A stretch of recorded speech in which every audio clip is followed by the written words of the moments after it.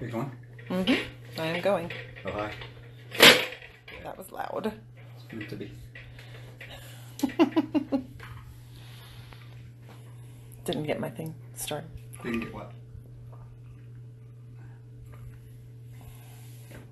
My new mountain gimbal. Hello, everyone. Good morning. Good evening. What's going on? Hi. Hello. Hi. Hi. You gonna do something for us? Sure. I didn't post anywhere that you were going live except for just going here. I can say now, right? If you want. You can say now what? On Facebook. Oh, you can? I don't think I can do that. I have to run in the other room. This will just take a minute. No worries. Oh, I was showing this at the beginning. What? You're painting over here. More work on him. Thank you, thank you. Never mind. No? So. Hello. You going to draw for us tonight? Yeah.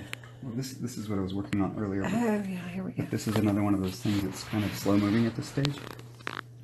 So I was just going to do a little bit of, sketch or kind of a little bit of a drawing. Yeah. Maddie says your work inspires her so much. Well, thank you very much. So this is I think I've done some frame lapse stuff kind of like this before, but and I also have the frame lapse going. So above you, yeah, right up here. 2 of them. So if people don't see it right now, we can also post it later, which is kind of the thing I was trying to aim right, at. that's what we're aiming at. So.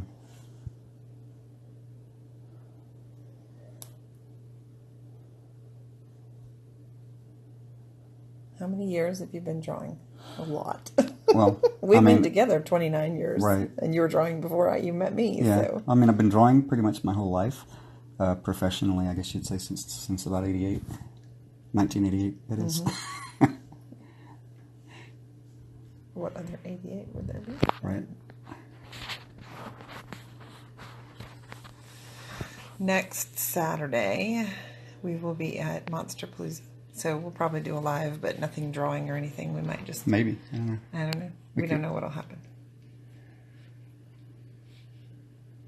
Hello, hello.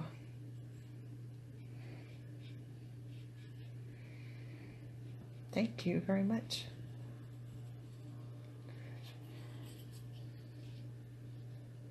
Trouble says he loves us. Oh, thank you. Or he loves us.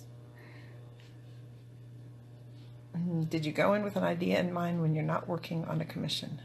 When you draw? It's about half the time. Sometimes I have an idea or a sketch that I'll start with when I'm doing my own work, and sometimes, well, if I don't have any idea right off the top of my head, sometimes I'll just start and see what happens. So it's sort of like a fail-safe, I guess you could say. If I want to just play, there's always something that comes out of it if I just play. Right. You know. Even if it ends up changing by the end of it, like the cookie cutter character that I started, during the one session a while back, and then it ended up changing a bit.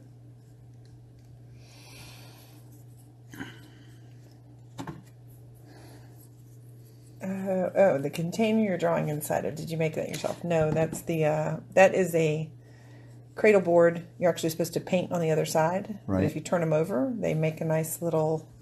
a little box. Most art supply places have cradle boards. The other side is actually gessoed for painting. Yes. So when you get tired of using it for this, you can paint on it.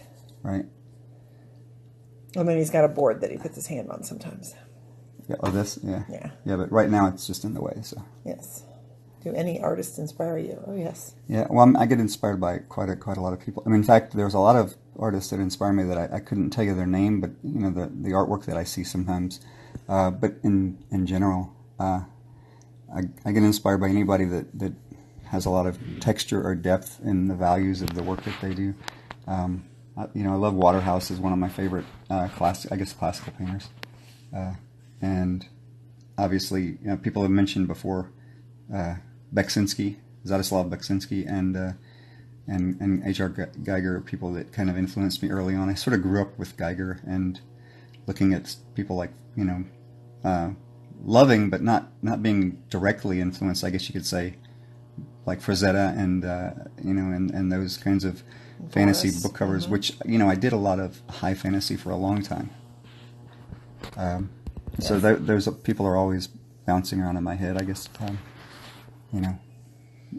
I love, like Jerome, the rendering capacity of Jerome, and Solomon, J. Solomon is one of my favorites because he sort of paints in a really textural way.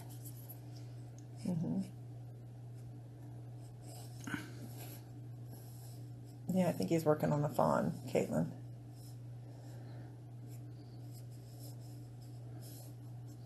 Rachel asked how you hold your pencil. Does it give you more control? He holds his pencils a lot of different ways. Well, if I want a lot of control, I typically will hold my pencil like this. But if I'm letting myself be a little more gestural and loose, I'll hold it from the side and just kind of not really. I get the line to lay down, basically where I want it to lay down. But if it's close, it might actually suggest a slightly change in shape that I like better. So I sort of do it both ways. There are times when you want a little more gesture and times when you don't. I'm going to lean on you. Hold on. Can I put this over here? Yeah. People can see a little easier. Sorry. We actually have a new gimbal that's supposed to keep the phone steady and all that, but we haven't actually used it yet. What are you Sorry, doing? I'm just making sure that you can see it on the frame time. It's okay. Oh, and I use, obviously use kneaded erasers quite a bit. I buy them by the crate. Yes. But, what do you think? What do you think about the idea that things you draw might somehow exist literally in other worlds? It's me and my son have had multiple discussions about the nature of what is real and what isn't in terms of, what defines reality. So there's definitely a philosophical standpoint to where the thing that you draw is the thing that you draw. If it doesn't exist anywhere else, it exists here. Therefore, this thing is the thing. You can go pretty far with that in terms of abstract philosophy. We talk about it all the time, though. They do. Yeah. So they love to. I feel like on some level, whether they exist literally or metaphorically, I feel like they do exist as metaphor in the real world. And I don't mean like, there are fawns running around, but the element of a fawn, the thing that makes it essentially a fawn, what would you say, the persona, the defining characteristics are present in people. Like most of the time when an artist draws or a writer writes, a character, what they're doing is magnifying some aspect of themselves, right? Or at least that's my understanding of it from the amount of it that I've done. So, and very often, it's very much chasing an idea. So, I'll end up with a dirty drawing, but I can refine it to a point. I know how to, I guess, handle the paper well enough that even if the paper ends up smudged or, like whatever, I'll refine through that and it won't be a noticeable imperfection in the piece, or I'll just incorporate it. So, Nutty asked, did you sketch a lot before the final drawing? Well, he's just going, this is the sketch going to the drawing. Generally, I don't sketch a lot. What I'll do is have an idea that's fairly, I don't know, sometimes I think maybe I sketch a lot in my head, like I'll go through the imagery in my head and I'll reject, things immediately without even, looking at them because I'll know that it is or isn't what I want to go for. And very often I'll have a very distinct image in my head that I want to go for, and it obviously changes during the middle of the piece sometimes. But with my own personal work, I'm kind of free to find that and just let it happen that way. Right. Someone asked this is a big question. Did you go to art college, and would you recommend doing so? Well, I would. I have a really kind of a complicated answer to that question. I went to a liberal arts college, but I never, when I was in school, I didn't have anyone who really knew how to advise me or knew what to advise me to do. Like I never even heard of the term concept art until a few years after school. So I think if I had to do it over again, I would probably find an art-centered school or an atelier, and I would find someone that painted or found a school that actually had a course that would go in the direction that I wanted to go in, but with the knowledge that no matter who you are or how good or bad the school is, it's only as good as the student is willing to. Like you can make there can be really teachers who aren't that great, but if you're a good student, you can overcome that. Just like if you don't have access to a good school, you can. That doesn't mean you're not going to be a great artist. Right. You can direct your own education and just learn how to do the things that you need to do, which is completely a valid way of going about it too. Right, because you went to school for what, about 2 years, and then I did. I went to school for a couple of years, and then pretty much ended up just leaving school to do contract work in illustration, and so I ended up basically. I know that the term self-educated or is probably a misnomer, because really what you're doing is selectively picking the things you want to learn from other people. Mm-hmm. You do still learn from other people, but and from other things, but you're self-directed. But no one's standing over you telling you do that. That was good. That isn't good. Right. Other than me. The one thing that I did have to deal with quite a bit in school was that they didn't really know what to do with me, because I was really into fantasy and fantastic creatures and alternate realities and things like that, and they were mostly wanting me to do postmodern abstraction or just straight up commercial illustration. Right. Right. Which I have an ability to do a formal commercial illustration. I've done like work for Suzuki and different mainstream brands before. But it's and there's actually probably more money in it, but it's just not something that I would enjoy doing day in and day out. So yeah, okay. What pencil are you using? This Tombow Mono. This is just a Tombow Mono 6B. Is that mostly what you use now? It's 4 and 6B, yeah. But you go up to Mitsubishi. I go through 10B. I go through love affairs with certain pencils. Yeah. So sometimes I'll be using 6Bs. Sometimes I'll be using this is another 6B, but it's a Caran dash lead. Mm-hmm. And that's holder. The Hardmouth holder. Yeah. What's the other lead holder you're using? And then these are the one that your 6B is in. Huh? This one? No, this one in your hand. That's just a pencil extender. DeWint pencil extender? Yeah. And we have a lot of them. Yeah. So, he often gives them away at shows. It's more of and most of them, perform the same function, except for maybe in my imagination, where I think, oh, this pencil lid is tiny bit darker, so I'm going to use it. And most of the time, people wouldn't be able to see the difference if I just stuck with the same brand all the time. But it's sort of like, if you're like a professional racquetball player, you try new rackets and you play with different brands of rackets to see which ones you like best. And the difference is probably less than 2 or 3% in most of them, Star Diamond said, thank you for your answer about college. Oh, yeah. For the helpful answer. My ultimate answer is that if you have access to it, there are things you can learn in terms of process. But if you don't have access to it, you can certainly do it on your own. And you don't, correct. So. Just because if you don't have the money for a high-end 4-year college doesn't mean you can't. Right. In fact, I know a lot of artists that did go, that went to college, but they don't really do the kind of work they did when they were in college. Most of the time, people end up. Most of the time, the value that I found in college was that it taught me how to teach myself the stuff that I wanted to learn. Same thing with martial arts. You sort of realize at one point that you're not really learning martial arts as much as you're going through the process of teaching yourself martial arts. Yeah. I mean, you definitely want somebody there to look at, but you end up having to be the one that has to sit there and, practice for, 3 to 6 hours a day or whatever. Right. I don't think I'm doing that right. Because to me, the learning comes in the actual true understanding of practice, rather than the intellect. Like, there's a lot of people that you can explain something to, and they'll go, "Oh, I get it, I understand," but they don't understand what they're doing is they're intellectualizing it. They get it in their mind, but they haven't sat down and done it. Like, there's nothing that I do that's that hard to learn. The hard part is doing it for like the 10 or 15 years that it takes you to get good at it. You know, That's right. Some people faster. You know, some people faster. Yeah, or like maybe it was, you know, a lot of things I think I'm just very slow at. You know, that's okay. But Ellie asked, "Have you ever had issues with motivating yourself, or perhaps a creative block?" Vicki and I have talked about this before. We talk about this a lot.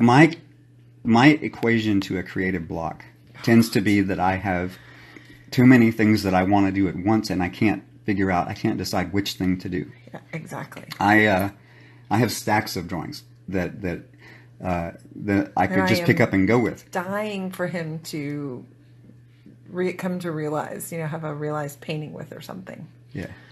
Well, and that's not to say that I've never had a block.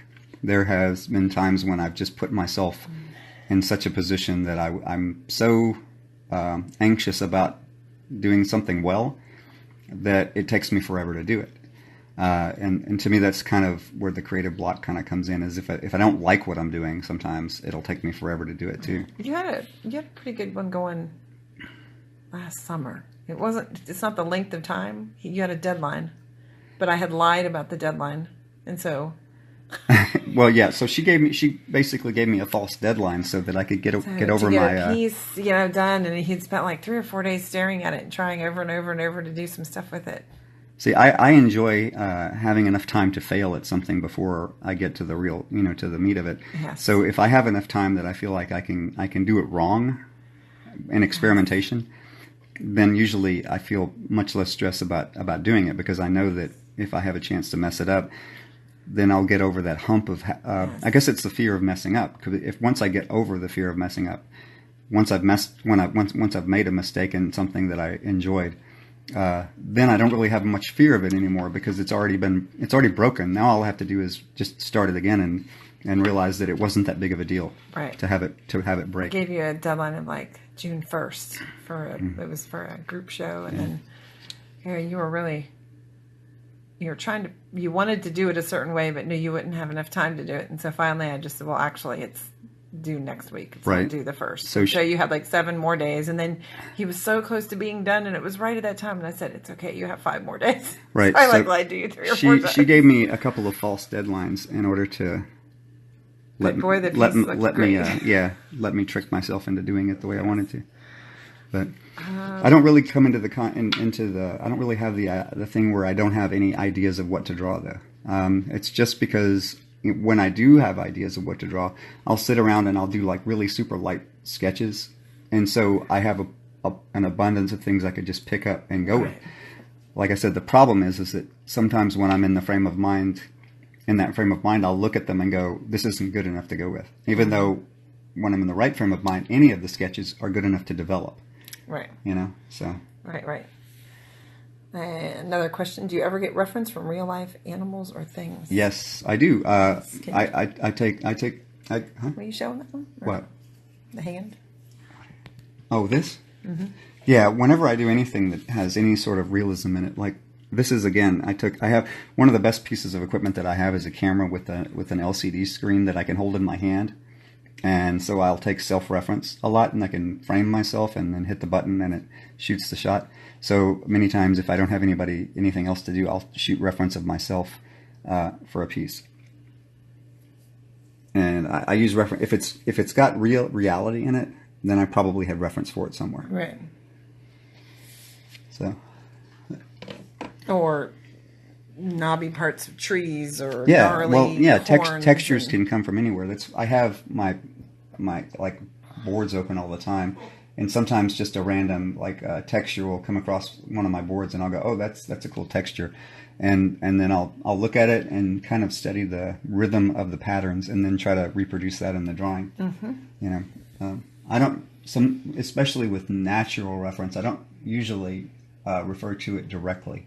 I refer to it indirectly through my interpretation of my memory. Right, like a tree might not look like a tree, but that part of the bark might come out in someone's skin or something. If I wanted to do if I wanted to do a real representation of a tree, then I might use direct photo reference of a tree if I could find the right tree. You know. Mm-hmm. But I think reference only usually helps, you know, especially if you'll let yourself deviate from it aesthetically when you need to. You're never you know? like taking a photo exactly and. Oh, I don't, but I mean, there's nothing wrong with being a photorealist. You know, No. I like photorealistic painting as well. I just don't often do what I consider hyper-realistic painting. But it's certainly not because I don't like it or respect it. No. It's just pieces and parts. Yeah. What erasers do you prefer, or do you find it really matters the brand? I got it here. I've got my. I've been on an eraser kick, so I've got my kneaded erasers, and I've got my abrasive erasers, which are pencils, and then I took a Tombow mono. If you've never seen these are 2mm Tombow monos, right? Very, very thin 2mm erasers, which you can kind of sand, right, and get to a super sharp point. So wait, show me the point. So you can get it to a pretty sharp point for erasing pinpoints, right? So I took, one of these. I took one of these and cut the end off of it and put it in one of these like engravers. So I have an actual power eraser, but it's a larger, it's a larger nib. But this little 2mm guy, I can sit here and sharpen it to a super fine point. I can't even see that. Hold on. There we go. Right? And these are like less, I think they're around $19 from Micromark. And all I did was put the eraser in there. And so now if I want a super pinpoint, it works pretty well. They make erasers that will go like around this small, but they don't usually make electric erasers that go this small. I don't know why. Because I would use the hell out of an electric eraser that was made to be this small. And your perfection ones are this one right here, right? These are Faber-Castell. Yeah, these are the abrasive ones. Now the abrasive erasers don't work so well on paper because they tend to be hard on paper. Yeah, they'll rip it up, but that'll work on the ampersand clay board really well. It works really well on this stuff, just like the electric eraser works really well. And a kneaded eraser works almost like an airbrush on this. You can bring up soft gradations. I'm not going to do much that way. But for general paper and stuff, it's almost always a kneaded eraser, or there was also like I said, where'd it go? The Tombow. Well, these, I don't know where I put the tip, but these erasers have that white nib in them that are kind of soft. They're like the white rubber erasers are really good. So. Do you use smudge sticks or anything? You don't use those? I do, but not all the time. What I'll use a smudge stick for, like if on this piece, if I were going to use a smudge stick, which I could, is this would be all like fur kind of texture, and then when I get up here to the horns, I might just take a smudge stick in it and draw into it a little bit to get a little bit of a different surface rendering. But you wouldn't want to do it too much, because if you use a smudge stick over everything, then you're stuck with having to go back and tighten everything back up. Yeah. Because if you overuse a smudge stick and don't work back into it, it starts to make everything look marshmallowy. Right. It's a dance between the eraser and the pencil. Right. So I also like kind of working at a scale where line can be interpreted as a value change. Like at this scale, any like distinct line that I make actually looks like a wrinkle or a fold. Rather than just being a straight line, because it tends to be shapes and edges, and all the drawings that I like tend to mostly be consisting of shapes, like areas, and then the edge and how the edges butt up against each other. And any kind of and drawing, of course, if you draw much, you realize that any value change is a form change. So line at this scale can be interpreted as actually like wrinkles and folds. When you get larger, you have to do it a little bit differently. But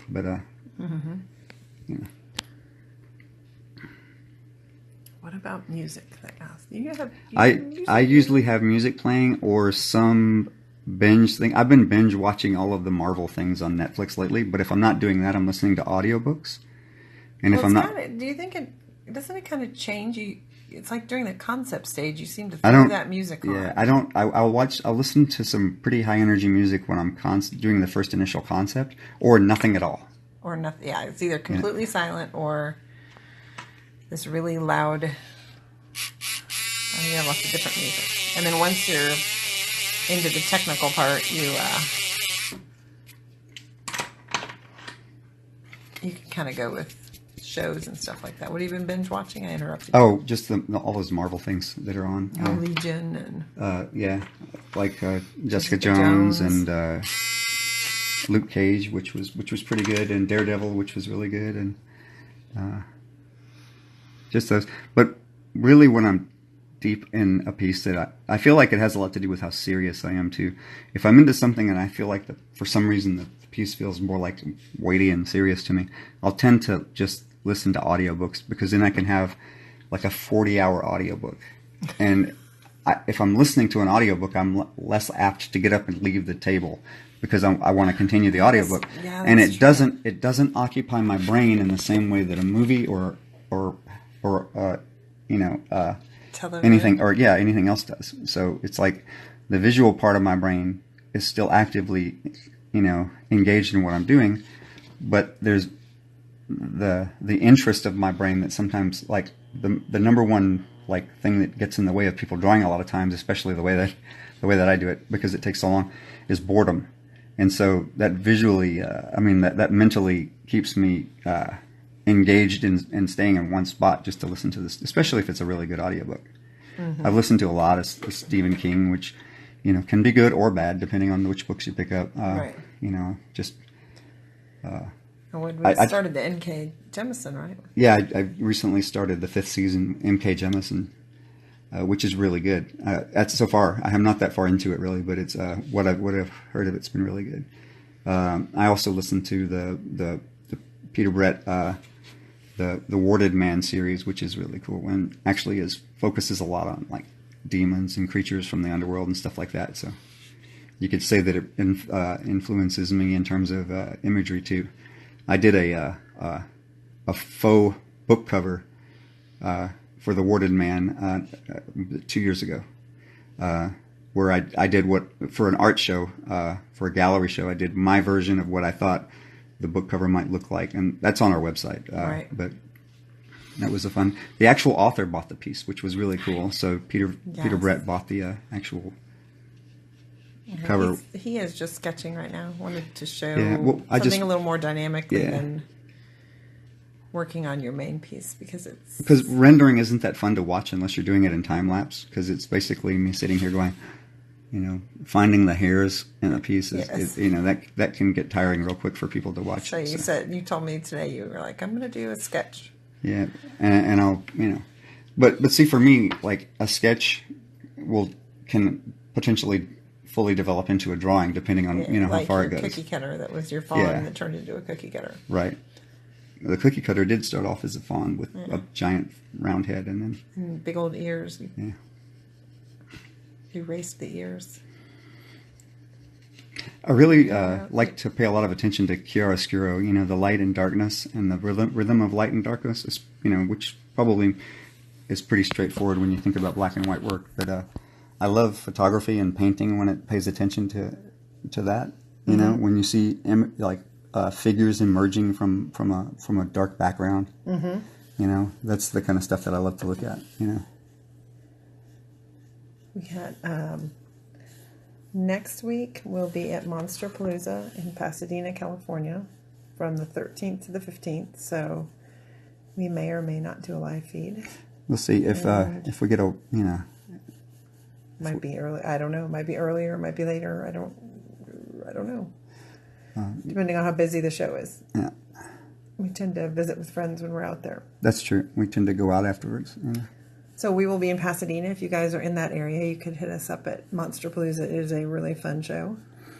Sculpture, VFX people, other artists. Lots of creature design. It's really awesome. The sculpture that comes through that show is amazing. I know. Then we have you can visit us on. Oh, I almost dropped my drink. Sorry, my water. That was a mess. Patreon, which is patreon.com/Alan Williams. If you want to see some stuff there. Now that I have Monster Palooza packed and shipped, which was 7 huge boxes, I'll be able to update Patreon this week. And our website, if you're interested in a print, is currently down, so you can email me. through the what. You can still go there. You just can't order anything, so you can see the images and everything.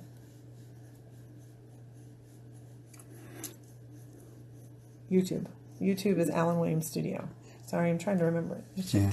So this is just me basically doing a light underlying rhythm that will, more or less just getting rid of the white part of the paper here that when I do the horn pattern.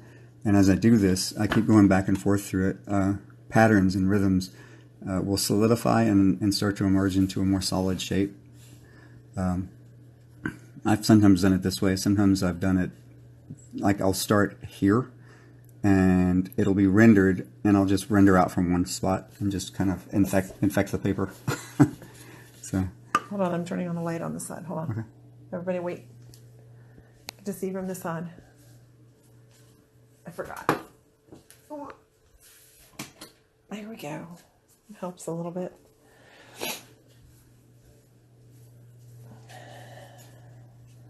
All right, I might not understand this question.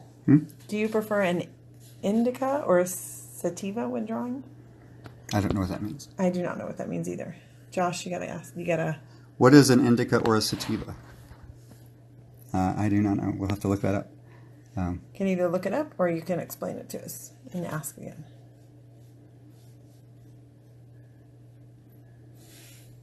Originals and prints for Monster Palooza? Oh, yes. I have lots of originals. Yeah, I can. And I have selected prints of those originals. I don't have, we don't print everything.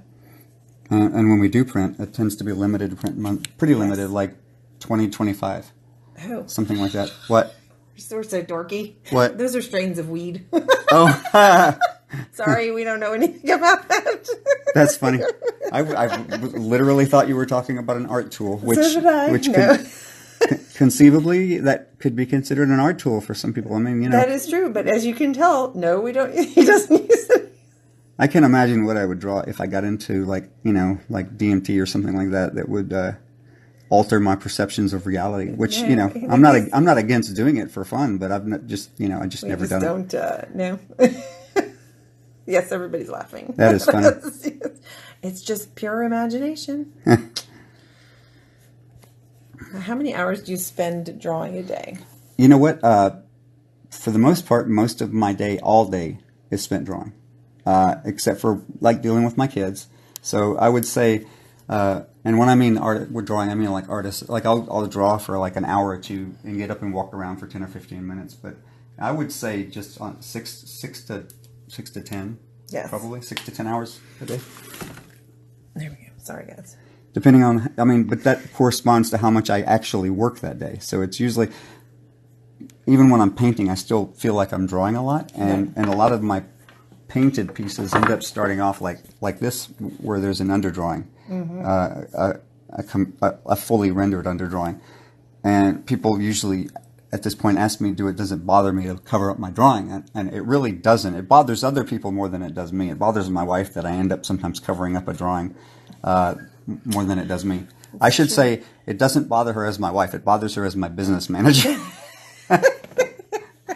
That is true. Yeah. Because it's like doing the piece twice. But then again, in history, people used to do multiple studies, of whatever they wanted to do, before they got to it. Not even just studies, but people would sculpt them and do maquettes. And when they did portraits, they would do fully rendered clay sculptures of people's heads just to be able to have that reference in their studios. So I feel like, I probably have sacrificed some ability to make money because of speed, because I like doing all that stuff. Yes. And so, but then again, I get to do all that stuff, so it's worth money to me to be able to do it. Right. So, it's sometimes you have to decide how much money is worth to you. I know that sounds weird to say it that way. No, it's but you have to decide, do you need to do this based on speed, like I do when I do contract work? Or do I want to be able to let myself get engrossed in something and play with it? Right. And both of those things are worth money, because one is kind of looked upon more like a leisure activity, and obviously leisure costs money. And it's something that Vicki and I have talked a lot about, because we have certain freedoms because we work for ourselves, we work at home, that our freedoms cost us a certain amount of money. Right, exactly. Working for yourself can cost you a little bit of money when you realize you have so many freedoms that you can explore that some people don't because they're making more money. We have the freedom that both of us are home here when the kids get home from school, and we spend more time together. We get to spend more time with them, or be a little bit, Yeah, my studio is always open, so my kids will walk in the middle of Duncan, who's in the other room right now, when I'm working at night, will walk in, 20 times and talk to me about an idea that he's had about something he wants to write. And I just leave my door open. And my daughter comes in and asks if she can work on a piece with me. And I say, yes, of course.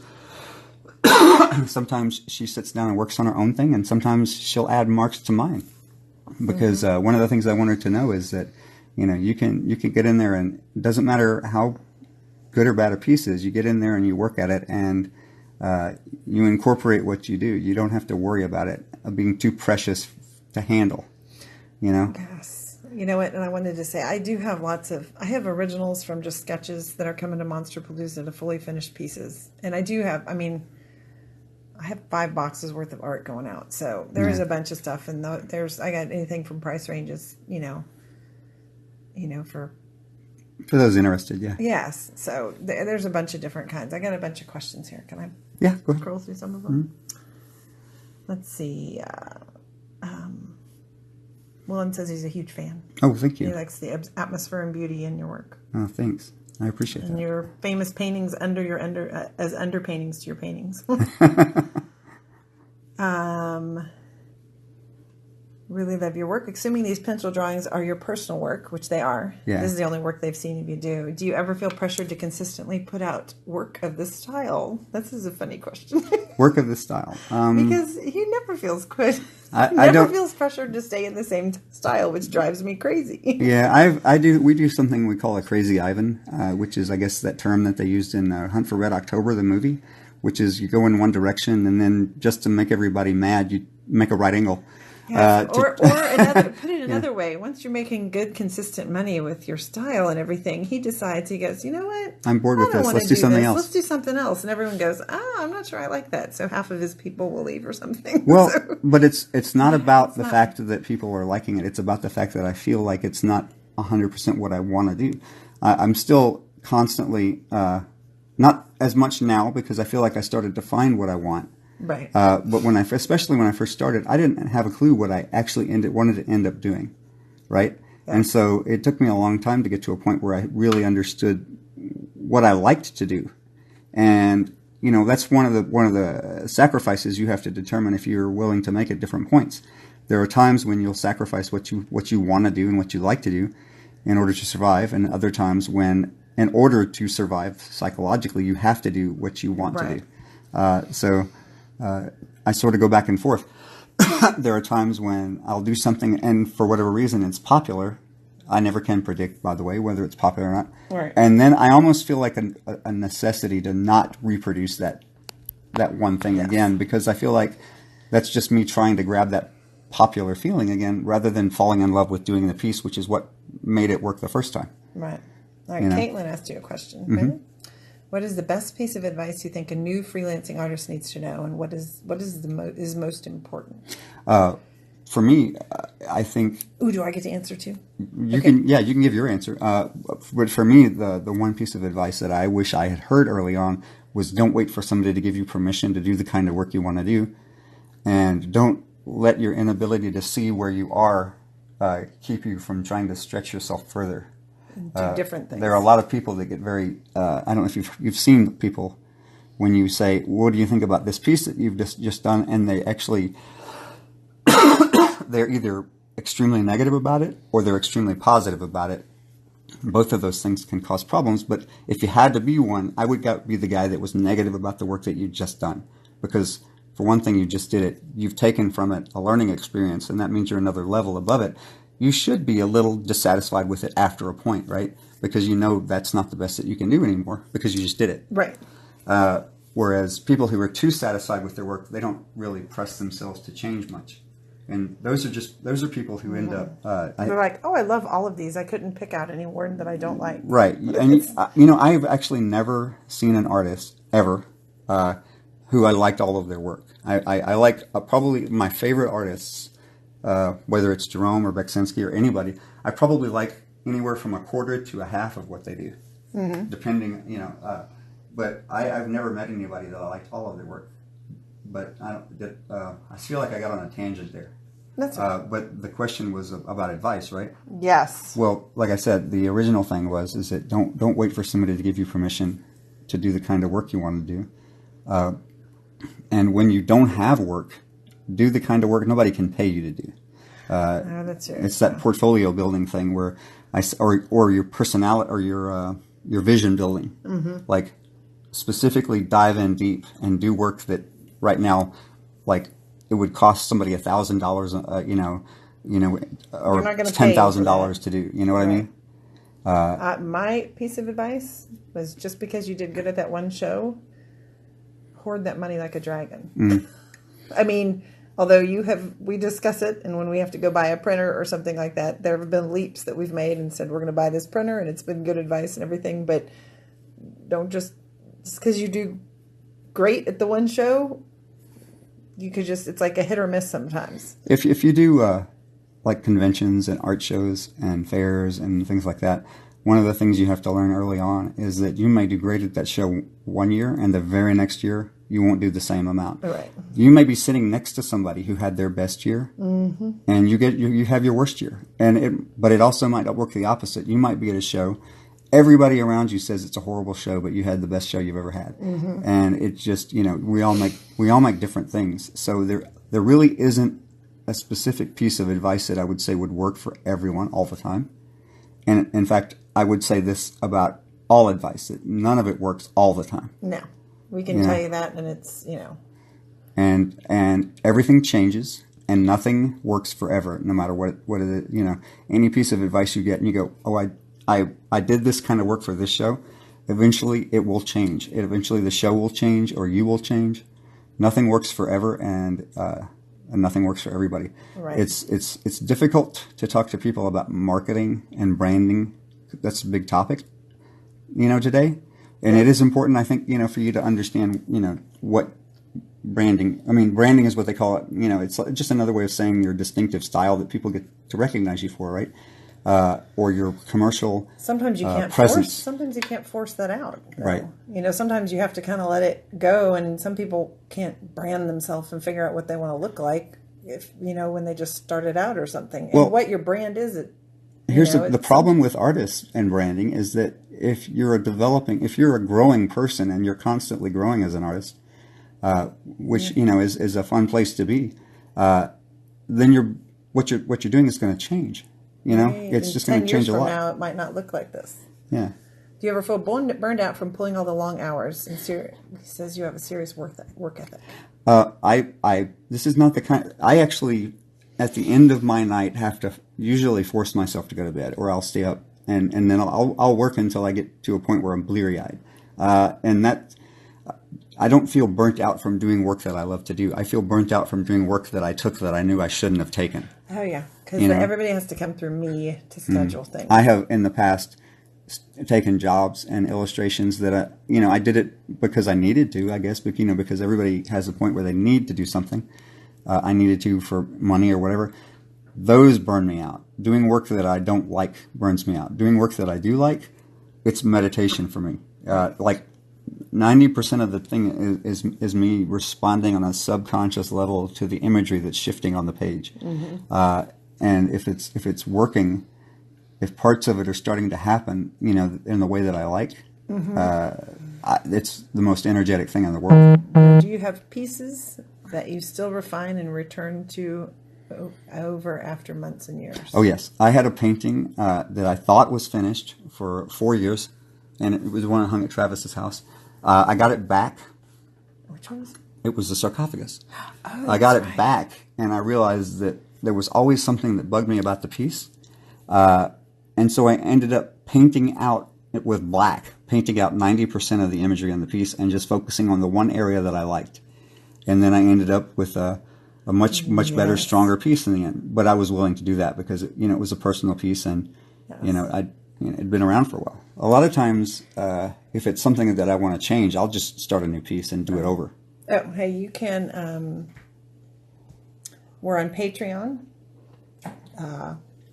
where you can either just follow us or throw in a couple bucks, and it's patreon.com/Alan Williams, our website, which you can't order. You can see things, but you can't order right now. We're in the Alan process Williams of changing Studio. our website. Yeah, I'm sorry I talked over you. That's okay. I do that to you all the time. It's Alan Williams Studio, you said? Yes, and our YouTube channel is Alan Williams Studio also. Anthony asked, how do you judge by your best show? You know what? The thing is that I've had like, okay, we don't do San Diego Comic-Con this year. We stopped doing it. We did it last year. This year we decided we weren't going to do it. San Diego Comic-Con has in the past been the single best show I've ever had.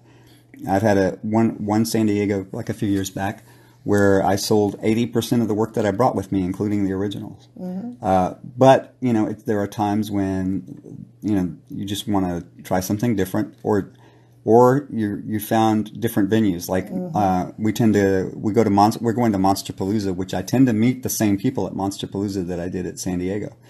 Business people, right? I always Not necessarily right. I mean, they're mostly business, but there's a lot of collectors at Monster Palooza too. That I is don't true. typically judge shows by how much money I make, but more about how I feel after the show. I do. Yeah, well, Because I have to. you can say that I don't do that because I have the luxury of having somebody standing next to me that judges it based on money. Well, because you have to. You have to look at it and go, it costs us this much. Yeah. And it costs us this much time to do. But that being said, she still doesn't stop me from going to shows that I get inspiration from. No, absolutely not. But she will make note of what I get from the show. Well, this isn't a show that we make money at, but you like to go and you come back, Yes. ready to work again. Or to me, that's the vacation. Yes. When I go to a show and I get to see other people and talk about art with colleagues and friends. Yeah. This is a Tombow Mono 100. Mono 100. 6B. It's just in a lead extender. Yeah, a DeWint. DeWint lead extender. Okay, ready for these fun questions? Yeah. Quick responses. Frazetta or Vallejo? Wait.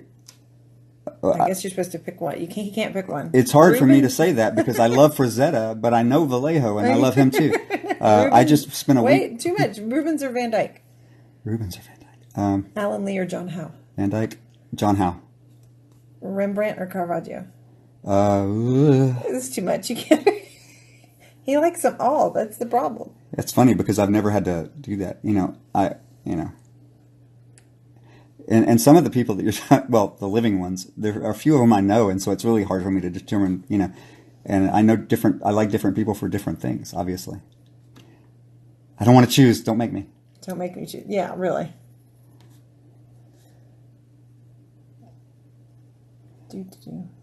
Do.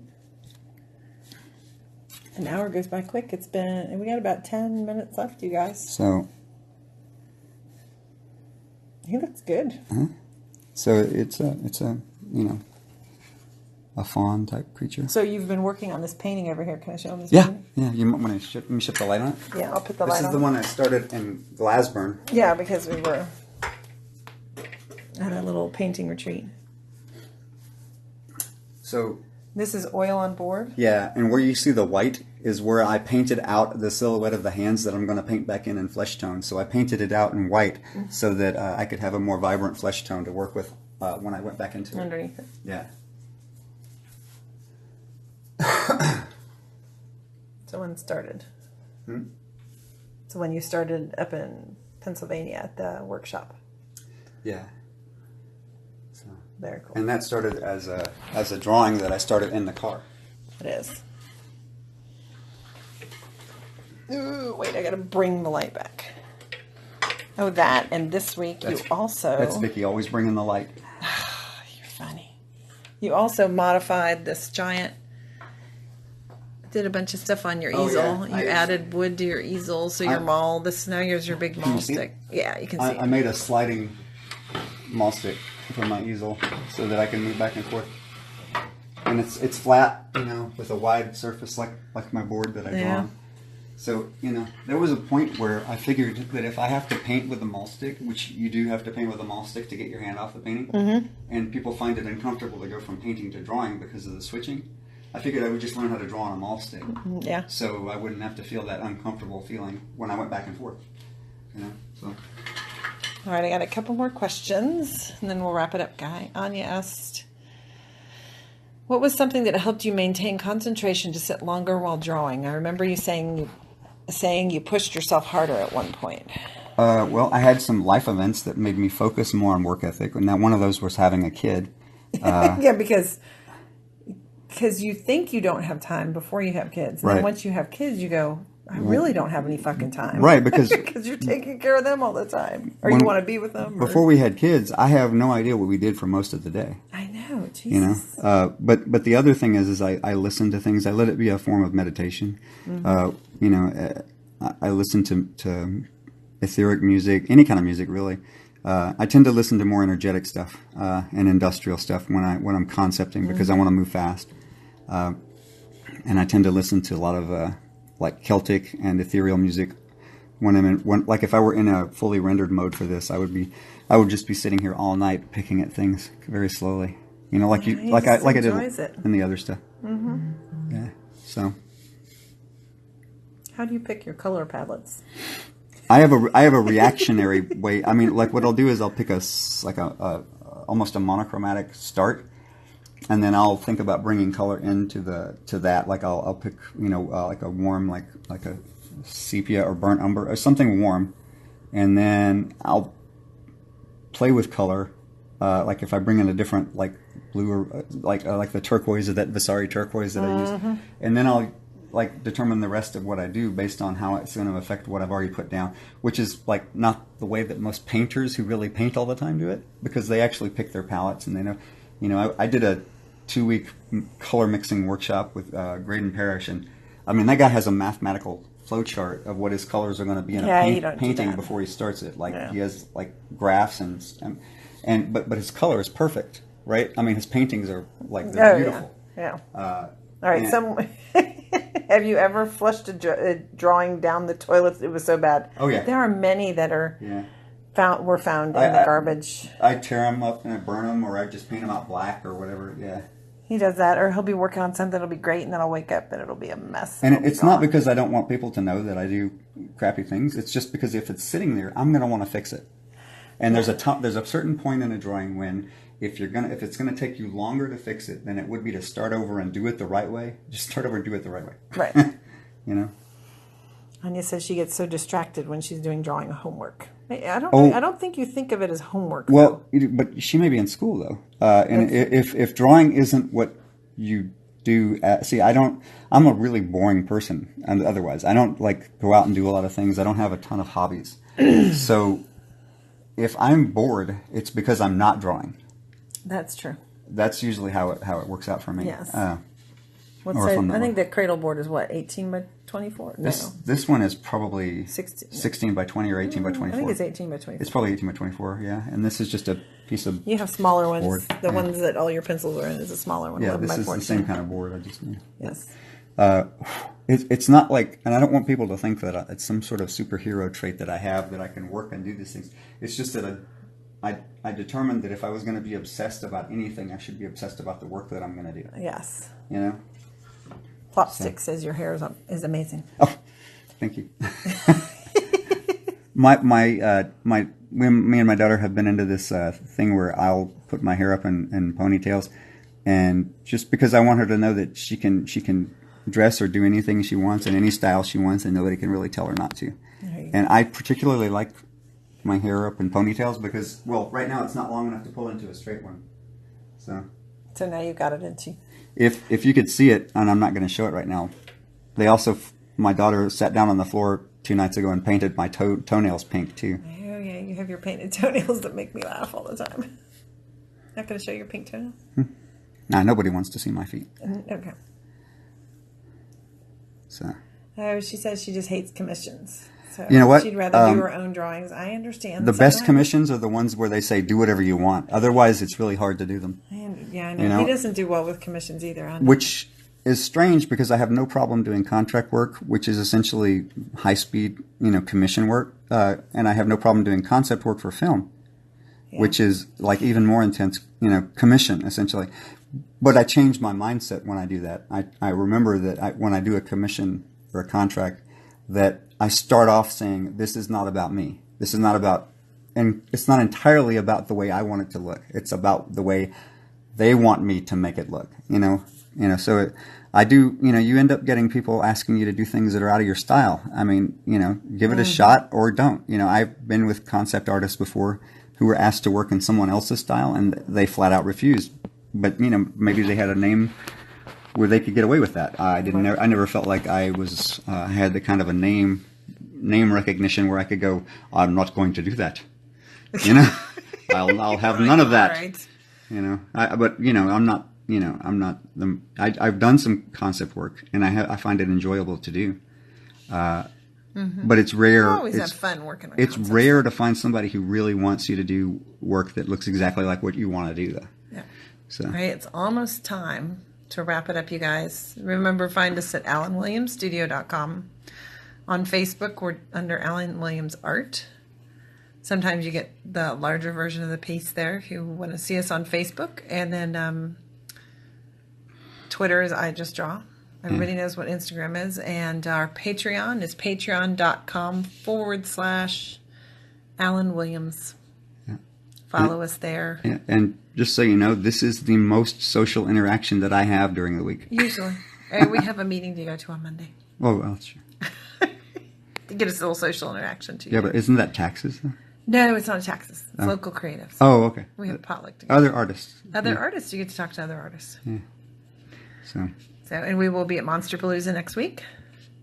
And I know I didn't get to answer all the questions. You can always email us through the website or on Facebook. It's a little hard on Instagram. The messaging isn't great. So, where's a good place to get paper? Dick Blick. Yeah, that's Cheap Joe's. I buy almost all my paper online. Online. Okay. You guys have a great night. And I'll show the finish on this guy if he keeps going. Plus, we'll have the frame laps too. No, he doesn't just draw. He does paint and sculpt, I know.